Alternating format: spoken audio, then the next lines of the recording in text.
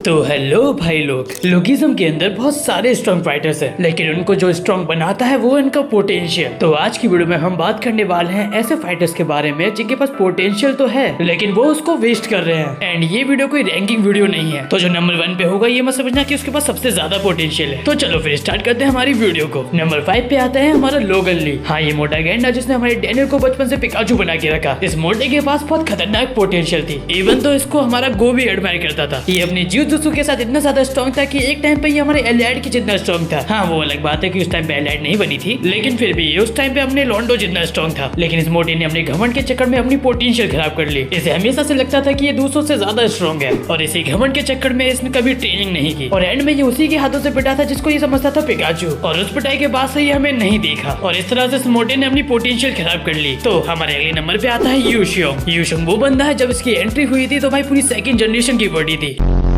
एक ऐसा बंदा जिसको उन्होंने कभी नहीं देखा, वो उनसे ज्यादा स्ट्रॉन्ग था। एक ऐसा बंदा जिसने जुहान को U8 डैनियल मोड ऑन करने पे मजबूर कर दिया।